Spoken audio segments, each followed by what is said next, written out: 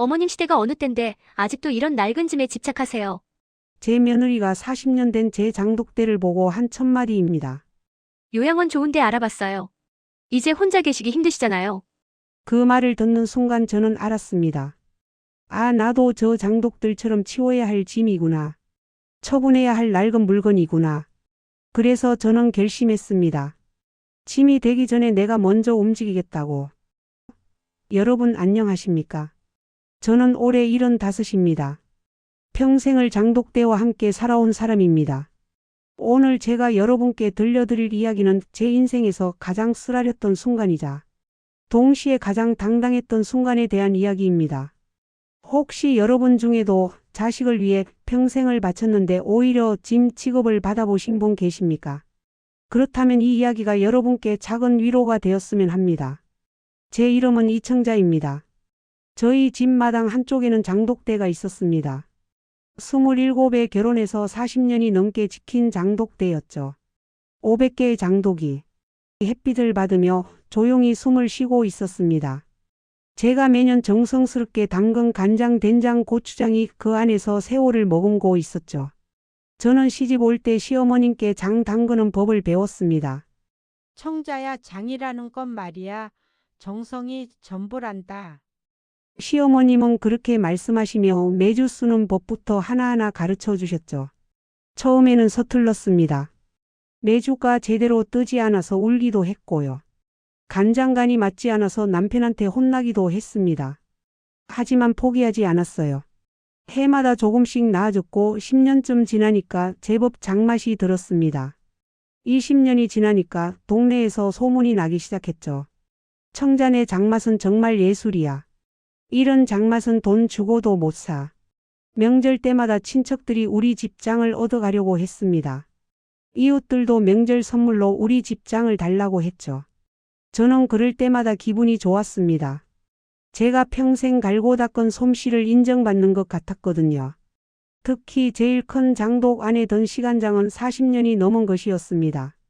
시어머님께 받은 시간장에다가 해마다 새 간장을 보태며 키워온 것이죠. 그 맛은 정말 말로 표현할 수가 없었습니다. 깊고 진하면서도 감칠맛이 돌고요. 한 방울만 떨어뜨려도 음식 맛이 확 살아났습니다.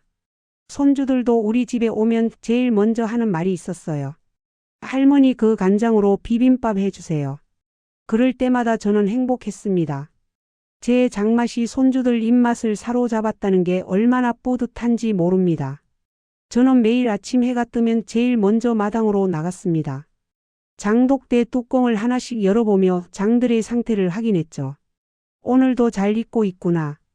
여름에는 햇볕이 너무 강하면 장독 위에 그늘을 만들어줬습니다.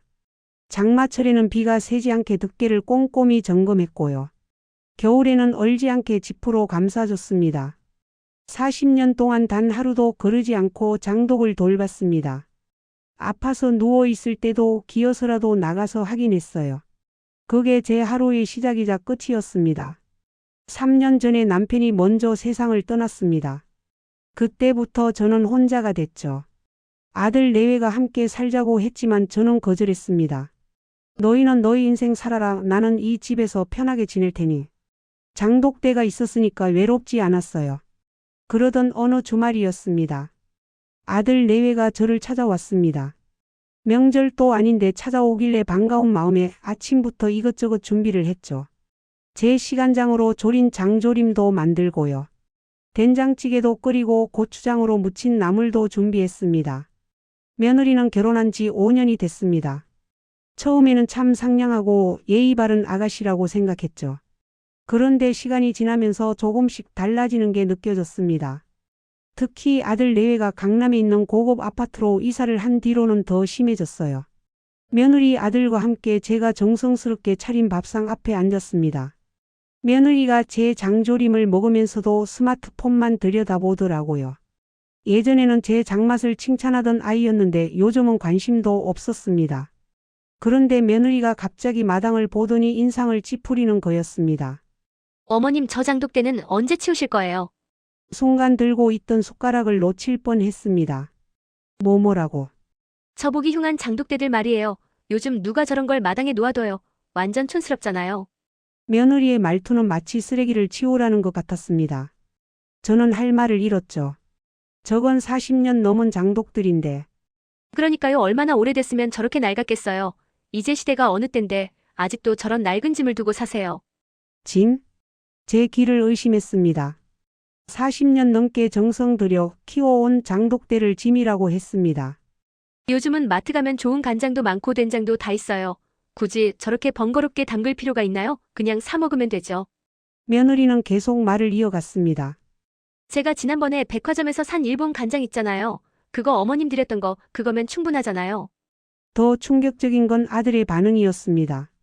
제가 아들을 쳐다봤더니 아들은 눈을 피하더니 이렇게 말했습니다. 어머니 요즘은 정말 시중에 좋은 장 많아요. 옛날처럼 직접 담글 필요 없죠. 제 가슴이 무너지는 것 같았습니다. 그리고 어머님 솔직히 말씀드리면 저희가 나중에 이 집을 물려받으면 마당을 다 정리하고 깔끔하게 리모델링할 생각이에요. 저 장독대들은 당연히 없애야 하고요. 물려받는다. 리모델링한다. 장독대는 없앤다. 며느리 그만해. 겨우 목소리를 냈습니다. 저 장독들은 시어머님께 물려받은 거야. 나도 40년 넘게 돌본 거고 그냥 장독이 아니라 우리 가족의 역사야. 에이 어머님 무슨 역사예요. 그냥 오래된 항아리잖아요. 요즘 세상에 누가 저런 거에 의미 부여해요. 나가. 네. 당장 나가라고 했어. 아들 내외가 나간 뒤 저는 주저앉고 말았습니다. 그날 밤 저는 잠을 이룰 수가 없었습니다. 며느리의 말이 계속 귓가에 맴돌았거든요. 낡은 짐, 보기 흉한 것, 의미 없는 것. 다음 날 아침이었습니다. 저는 평소처럼 일어나서 마당으로 나갔습니다. 하지만 그날 아침은 달랐습니다. 장독대 앞에 선 제 마음이 평소와 달랐거든요. 저는 장독 뚜껑을 하나씩 열어봤습니다. 40년 된 시간장부터 시작해서 1년 된 고추장까지 하나하나 들여다보며 생각했습니다. 내가 죽으면 이 장독들은 어떻게 되는 거지? 며느리는 분명히 다 버릴 겁니다. 제가 평생을 바쳐 키운 이 장독들이 쓰레기차에 실려가는 모습이 눈에 선했어요. 40년 된 시간장이 하수구에 버려지는 모습도요. 저는 그럴 수 없다고 생각했습니다. 차라리 제 손으로 이 아이들의 미래를 결정하겠다고 마음먹었죠. 그래서 저는 전화기를 들었습니다. 처음 전화한 곳은 구청이었습니다. 저 전통 장 담그기 관련해서 문의 좀 드리려고요. 구청 직원이 친절하게 답해줬습니다. 전통 장류 보존협회라는 곳이 있다고요. 그곳에서는 전통 방식으로 담근 장을 보존하고 연구한다고 했습니다. 저는 바로 그 협회에 전화를 걸었습니다. 여보세요. 저 40년 된 시간장을 기증하고 싶은데요. 전화를 받은 담당자가 깜짝 놀라는 목소리로 물었습니다. 40년이요? 정말입니까? 네, 시어머님께 물려받아서 제가 또 키운 거예요. 총 40년이 넘었습니다. 담당자는 굉장히 흥분한 목소리로 말했습니다. 그 정도 연수의 시간장은 정말 귀합니다. 꼭 한번 뵙고 싶습니다. 이틀 후 협회에서 세 사람이 우리 집을 찾아왔습니다. 협회 이사님과 연구원 두 분이었죠. 그분들은 제 장독대를 보자마자 탄성을 질렀습니다. 와, 정말 대단하십니다. 이렇게 잘 관리된 장독대는 처음 봅니다. 이사님은 하나하나 장독을 열어보시더니 눈물을 글썽이셨어요. 이건 보물입니다. 우리나라의 보물이에요. 그 말을 듣는 순간 저도 눈물이 났습니다. 누군가 제 장독들을 보물이라고 불러주는 게 얼마나 고마운지 몰라요. 이사님은 제게 제안을 하셨습니다. 어머님, 이 장독들을 협회에 기증해 주시면 우리가 영구 보존하겠습니다. 그리고 어머님 성함으로 전시관을 만들어서 많은 사람들에게 전통장의 가치를 알리겠습니다. 저는 그 자리에서 고개를 끄덕였습니다. 그렇게 해주세요. 제가 평생 지켜온 이 아이들을 부탁합니다. 일주일 후 장독들을 옮기는 날이었습니다. 협회에서 특수 차량을 가지고 왔고요. 전문가들이 조심조심 장독들을 옮겼습니다. 저는 마당 한켠에 서서 그 모습을 지켜봤습니다. 마치 딸을 시집 보내는 것 같았어요. 하나씩 차에 실릴 때마다 속으로 작별 인사를 했습니다. 잘 가거라. 이제 너희는 더 많은 사람들에게 사랑받을 거야. 마지막으로 40년 된 시간장 독이 실렸습니다. 그 독을 보내는 순간 정말 눈물이 쏟아졌어요. 하지만 후회는 없었습니다. 이게 최선이라고 생각했으니까요. 모든 장독이 떠난 후 협회 이사님이 제게 한 장의 정서를 주셨습니다. 어머님, 이건 기증 증서입니다. 그리고 이건 명판입니다. 명판에는 이렇게 쓰여 있었습니다. 이청자 명인 기증 전통 장독대. 우리나라 전통장 문화의 보존을 위해 40년의 정성을 기증하신 이청자 명인을 기립니다. 저는 그 명판을 가슴에 꼭 안았습니다. 장독들이 떠난 후 마당이 텅 비었습니다. 40년 동안 그 자리를 지키던 장독들이 사라지니까 마당이 낯설었어요. 며칠 후 아들한테서 전화가 왔습니다. 어머니 주말에 갈게요. 지난번에 죄송했어요. 아들의 목소리는 미안한 듯 했지만 저는 대답만 했습니다. 그래.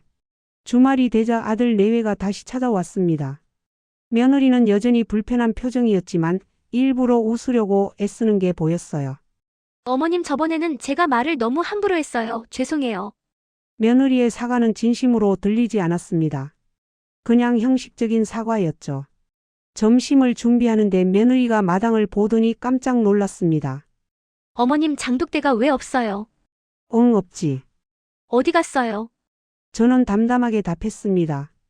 기증했어. 네 뭐라고요? 며느리의 목소리가 커졌습니다.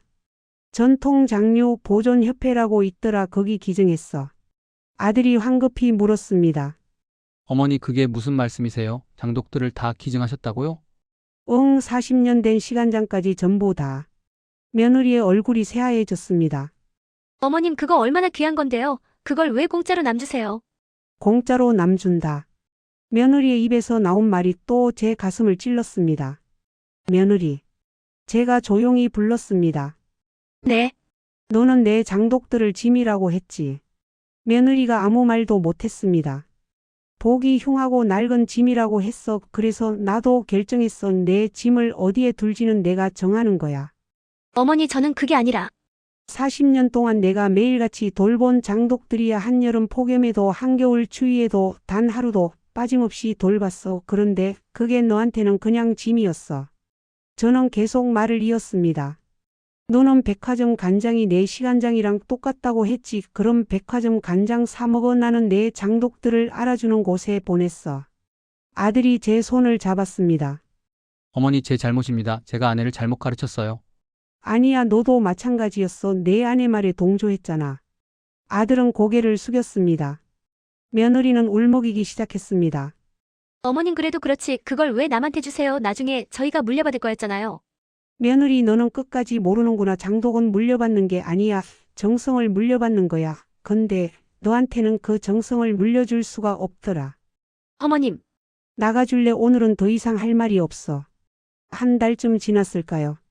협회에서 연락이 왔습니다. 어머님 전시관이 완성됐습니다. 꼭 한번 오셔서 보세요. 저는 다음 날 바로 협회를 찾아갔습니다. 협회는 생각보다 큰 건물이었고요.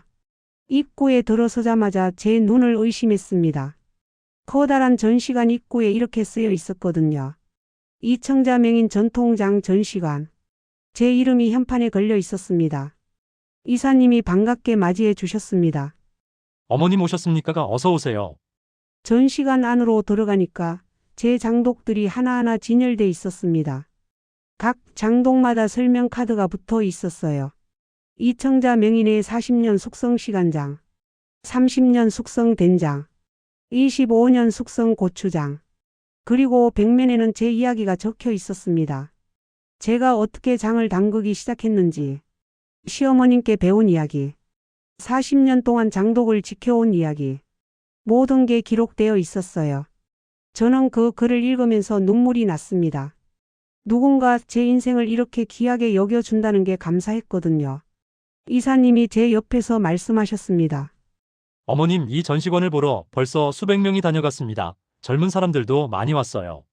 젊은 사람들도요.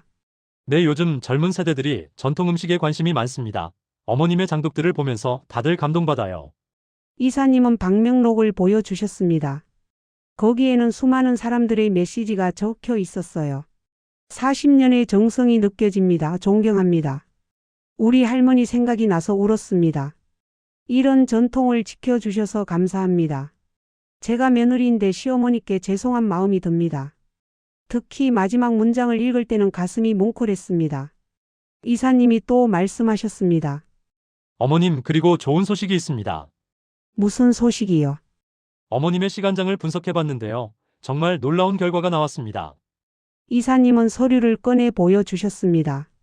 40년 동안 숙성되면서 생긴 미생물들이 엄청나게 다양합니다. 이건 학술적으로도 굉장히 가치 있는 자료예요. 그래요. 그래서 대학교 식품영양학과에서 연구 자료로 쓰고 싶다고 연락이 왔습니다. 어머님의 장 담그는 방법도 논문으로 발표하고 싶대요. 논문. 제가 평생 해온 일이 논문이 된다니. 저는 믿을 수가 없었습니다. 그리고 어머님 방송국에서도 연락이 왔습니다. 다큐멘터리를 만들고 싶대요. 어머님의 이야기를요. 다큐멘터리요. 내 전통을 지키는 한국의 여성들이라는 주제로 어머님을 주인공으로 하고 싶다고 합니다. 그날 저는 전시관을 천천히 둘러봤습니다. 제 장독들이 유리 케이스 안에서 조명을 받으며 빛나고 있었어요. 마치 박물관의 유물처럼 소중하게 보관되어 있었습니다. 관람객들이 제 장독들을 보며 사진을 찍고 감탄하는 모습을 보니까 마음이 뿌듯했습니다. 집으로 돌아오는 길에 저는 생각했습니다. 제가 정말 잘한 선택이었구나. 그로부터 일주일쯤 지났을까요? 갑자기 아들 내외가 예고 없이 찾아왔습니다. 이번에는 며느리의 표정이 심상치 않았어요. 어머님, 저희가 변호사랑 상담을 했어요. 변호사? 네, 어머님이 저희 동의 없이 재산을 처분하신 거잖아요. 그 장독들은 나중에 저희가 상속받을 재산이에요. 며느리의 말에 저는 어이가 없었습니다. 재산이라니. 아들도 옆에서 거들었습니다. 어머니 40년 된 시간장이 얼마나 귀한 건데요. 그거 팔면 몇 천만 원은 받았을 거예요. 그 순간 저는 알았습니다. 이 사람들은 끝까지 돈만 생각하는구나. 며느리가 계속 말을 이었습니다. 어머님, 지금이라도 협회에 연락해서 되돌려 받으세요. 그리고 저희가 제대로 된 곳에 팔게요. 그게 어머님한테도 좋잖아요. 돈 받아서 요양원 좋은 데 가실 수도 있고요. 요양원이라는 말에 제 머리가 하얘졌습니다. 며느리, 너 지금 뭐라고 한 거니? 아, 그게 아니라 어머님 혼자 계시기 힘드시잖아요. 저희가 알아본 곳이 있는데 시설도 좋고. 너희들이 나를 요양원에 보내려고. 어머니, 오해하지 마세요. 그냥 혹시 나중을 위해서. 아들마저도 그런 생각을 하고 있었다니. 그 순간 제 가슴 속에서 무언가가 끊어지는 소리가 들렸습니다. 나가. 어머니, 당장 나가. 다시는 내 집에 오지 마. 어머님, 저희가 어머님을 위해서. 위해서라고? 저는 소리를 질렀습니다.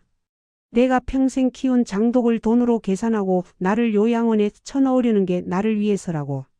어머님, 진정하세요. 나가, 당장 나가. 저는 떨리는 손으로 현관문을 열었습니다. 며느리가 마지막으로 한마디 더 했습니다. 어머님, 후회하실 거예요. 그 장독들 돌려받을 수 있을 때 받으세요. 그리고 돌아섰습니다. 현관문이 쾅 닫혔습니다. 저는 그 자리에 주저앉고 말았습니다. 그로부터 석 달이 지났습니다. 저는 조용히 지냈습니다. 전시관에서는 계속 좋은 소식이 들려왔고요. 다큐멘터리 촬영도 진행됐습니다. 그런데 어느 날 협회 이사님한테서 전화가 왔습니다. 어머님, 오늘 전시관에 특별한 분이 다녀가셨어요. 누구요? 어머님 며느리분이요. 며느리가요? 네, 혼자 오셨더라고요. 그런데 전시관 앞에서 1시간 넘게 서 계시더라고요. 들어가지도 못하고요. 저는 가슴이 철렁했습니다. 그래서 제가 말을 걸었어요. 들어가시라고요. 그런데 며느리분이 눈물을 흘리시면서 안으로 들어가셨어요. 이사님의 말이 계속됐습니다. 어머님 며느리분이 전시관을 한 바퀴 다 도시고는 방명록 앞에서 한참을 우셨어요. 그리고 뭔가를 쓰고 가셨는데요. 며느리가 뭐라고 썼는지 궁금했지만 저는 묻지 않았습니다. 이틀 후였습니다. 초인종이 울렸습니다. 문을 열어보니 며느리가 혼자 서 있었습니다.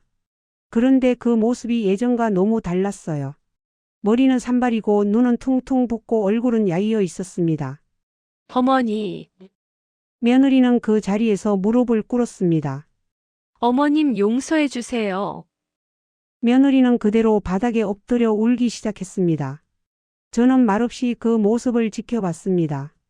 어머님, 제가 전시관에 다녀왔어요. 처음에는 그냥 궁금해서 갔어요. 그 장독들이 정말 돈이 되는지 확인하려고요. 며느리의 목소리는 떨리고 있었습니다. 그런데 전시관에 들어가는 순간 저는 충격을 받았어요.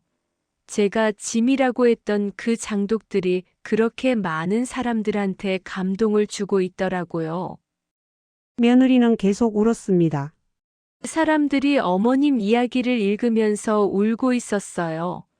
젊은 엄마가 아이한테 이게 바로 정성이라는 거라고 가르치고 있었어요. 며느리가 가방에서 뭔가를 꺼냈습니다. 그건 공책이었습니다. 어머님, 저 그날 이후로 매일 전시관에 갔어요. 한 달 동안 빠짐없이요. 공책을 펼쳐 보여줬습니다. 거기에는 빼곡하게 글씨가 적혀 있었습니다.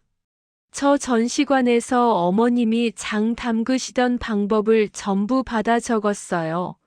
벽면에 적힌 모든 내용을 옮겨 적었어요. 며느리의 손이 떨리고 있었습니다. 그리고 관람객들이 방명록에 쓴 내용도 다 읽었어요. 특히 한 며느리분이 쓴 글이 있었는데요. 며느리는 눈물을 닦으며 말을 이었습니다. 저도 시어머니의 정성을 짐이라고 생각했습니다.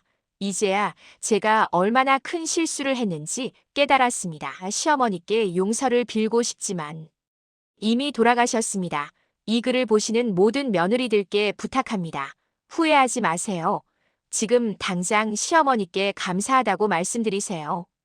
그 글을 읽는 순간 저는 제가 그 며느리가 될 뻔했다는 걸 깨달았어요. 며느리는 바닥에 머리를 조아렸습니다. 어머님, 제가 너무 늦게 깨달았습니다. 어머님의 40년 정성을 짐이라고 불렀던 제가 너무 부끄럽습니다. 제발 용서해 주세요, 어머님. 저는 한참을 말없이 서 있다가 며느리에게 다가갔습니다. 며느리 고개 들어. 며느리가 눈물 범벅이 된 얼굴로 저를 쳐다봤습니다. 넌 이제 알았구나, 무엇이 진짜 가치 있는 건지.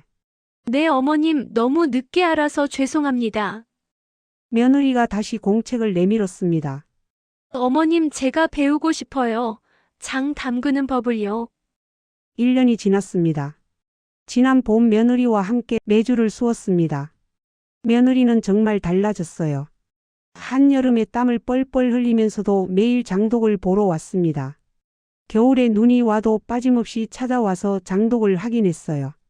제가 가르쳐준 방법을 그 공책에 하나하나 기록했고요.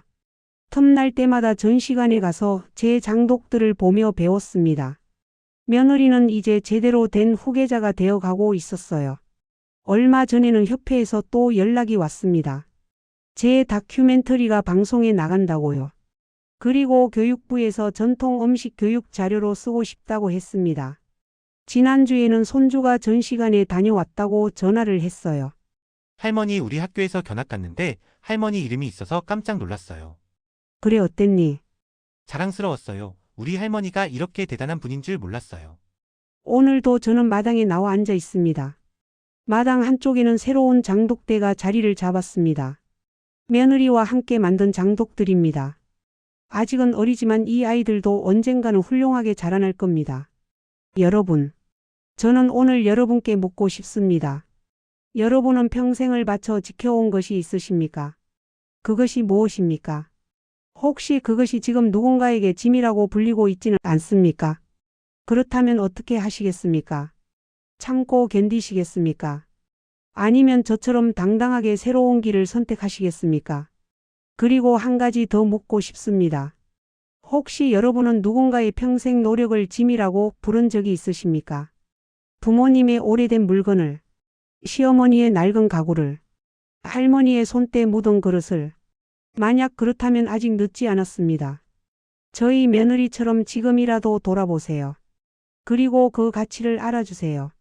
진짜 가치는 돈이 아닙니다. 누가 인정해 주느냐도 아닙니다.